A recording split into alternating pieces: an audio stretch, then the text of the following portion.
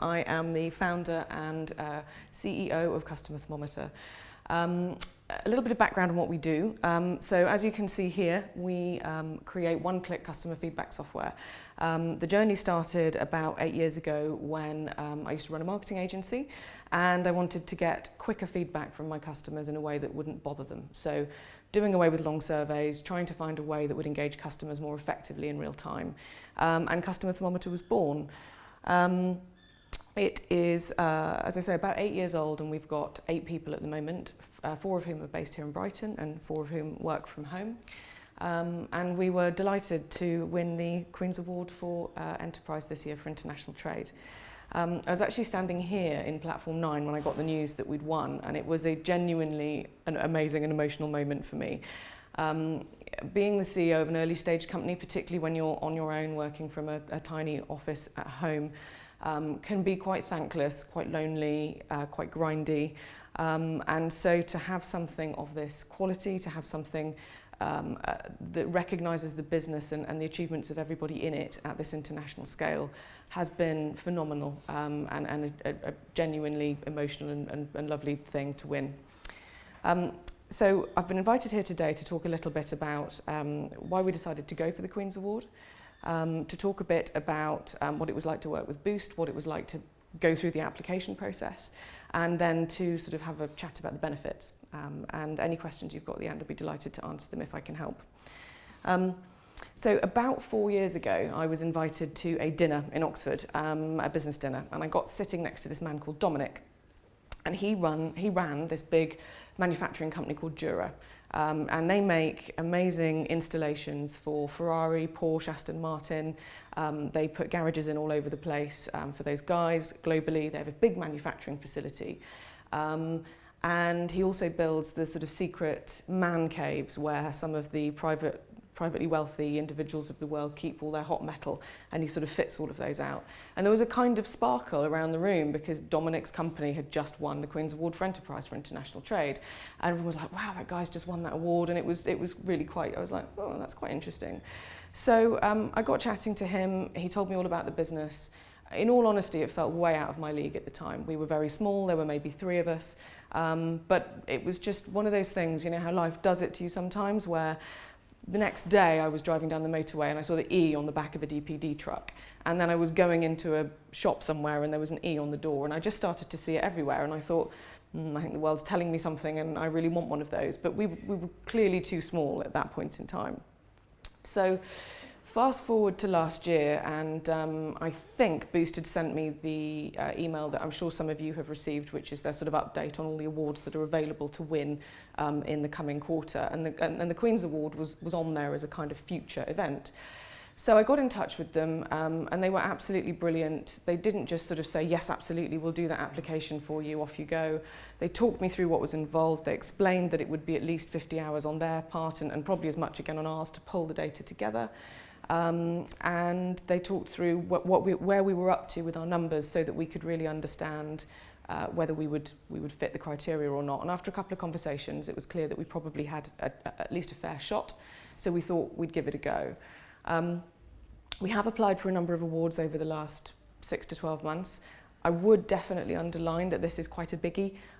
It's certainly in terms of the quality of information and the type of information that you need to provide. It's not massively onerous, particularly if you have Boost on your side, but it is bigger than the average bear, so definitely worth bearing that in mind. The process itself was really straightforward. I think the thing I would underline more than anything about it is this is so easy to put in the pile of something that is important but not urgent. So every week you think, right, I'll get around to that Queen's Award thing, and then the week goes by and you haven't done it. And then again and again and again, and all of a sudden you're 3 weeks out and you haven't applied, and you just look at the application and think, I can't possibly do that in the time left to do it. And you know, one thing I can say for sure is you definitely won't win it if you don't apply. You're not in with a chance. So I think having Boost there to control the sort of cadence of our award entry and to ask us for information as time went on was really important. The other really big thing that I think they brought to it, and Becky, our project manager, was amazing at this, was to help us understand what some of the more opaque questions actually meant. So if I'd looked at the application form cold, I would have thought we didn't have a chance, because at the point in time we applied for it, we were a remote operation. Everybody worked from home. We didn't even have the base that we've got here in Brighton now. And I just assumed that that counted us out because we didn't have a real office for the Lord Lieutenant to turn up at with the bowl. So that is something that they said, no, actually it's fine. It doesn't matter that you're remote. This is how we'll describe it. This is how it works. There was a big part, even though we've won for export, there was a big part about culture and about team building and about training. There was quite a lot about what we did environmentally. You need to show the full 360 that you're a good business, not just the export piece.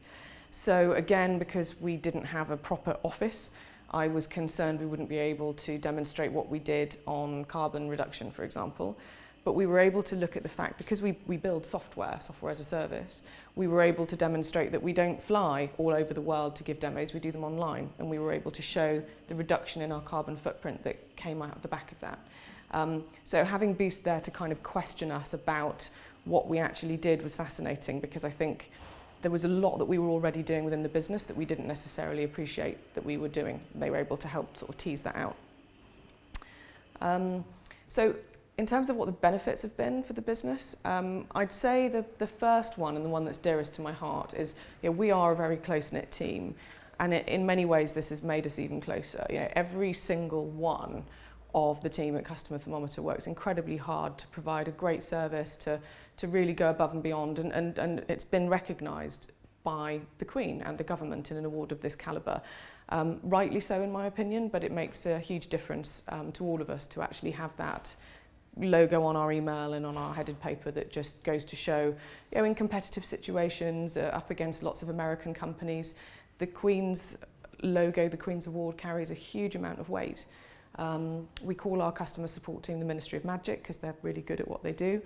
So having that Harry Potter element combined with a little logo from the Queen is no bad thing to help our exports go even further.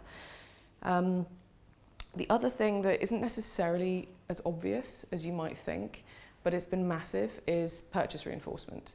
So we've got some really big customers like Dollar Shave Club, Unilever, Glossier, BT Global Services who buy from us. And we're a small company, and in doing so, they put a great deal of faith into us and into what we do, and they choose us over some pretty heavyweight competitors.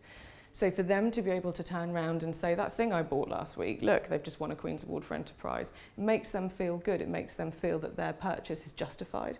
So that's been a massive thing. We've had a lot of really lovely feedback from customers, lots of commentary on social media, people here popping in to say congratulations. The goodwill and the sense of, as I say, purchase reinforcement's been excellent. What else? So we are recruiting at the moment. The ability to add this into our job application forms and our adverts and our online bits and pieces has just really helped with us attracting candidates. That's been really, really important. We've also had, you've seen a bit of it already, but we've only had the award for a month, and you keep it for 5 years. So we've still got quite a lot of benefits still to come. But this was just a handful of the bits and pieces of the PR that we got in the first week, and it's still rolling through now. And it's also helping us get more coverage because we have something, really newsworthy to say. We're not just a UK fast-growing startup company, but we're one that's just won the Queen's Award for Enterprise. So that gives us quite a lot of gravitas to generate more marketing, and at our size, that's really important and really, really good. We are in no way looking to sell the business, but it absolutely is a premium factor on anybody's valuation. If you were to take your business out and want to take it to market in the future, this is a premium factor without a doubt. Evidenced not least by the fact that for the first time in our history, our bank manager contacted us the week after we won it and invited us out for lunch. It's definitely a premium factor on the business, and one that's not to be taken lightly. It is a cut above the other awards from that perspective. So in all seriousness, though, I think the biggest point I'd make is not just winning it, but actually the process of applying for this award. It makes you think about your business in a whole different way. So like anybody, we were looking at how well we were doing by profit and loss, our monthly recurring revenue, the number of customers we were adding. We had a very set way of how we looked at business success. when we got the application form through and we started to look at the questionnaire, I still remember Jim and I going to London, he's our managing director, to look through all of our export statistics because we didn't have them, you know, so we were like sitting there going, right, well, we need to say how many countries we export to. Now we knew we exported to a lot, and we knew that a lot of our business came from the US, but when we sat down and looked at it, we exported to 63 countries, 63. We'd increased our export turnover by 300%. And I genuinely had no idea. We just didn't look at the business in that way. And that's not a bad thing, but it does, when you go through a process like this, really start to give you an appreciation for what you've achieved. I think running a business like this, for a lot of us actually, and I'm sure a lot of you feel the same, is you only ever look at what you haven't achieved. You feel, you know, there's still a huge amount that you want to do. And it's a bit like emptying the ocean with a teaspoon. So all you ever do is you look at the ocean in front of you that you haven't yet emptied, rather than looking at the sizable lake that you've created over your shoulder while you were emptying the lake. So I would say, you know, the process of applying for the award, what you learn about your business and what you get out of the satisfaction if you do win is massively worth it. So if you can, I'd really encourage you to go for it. And good luck.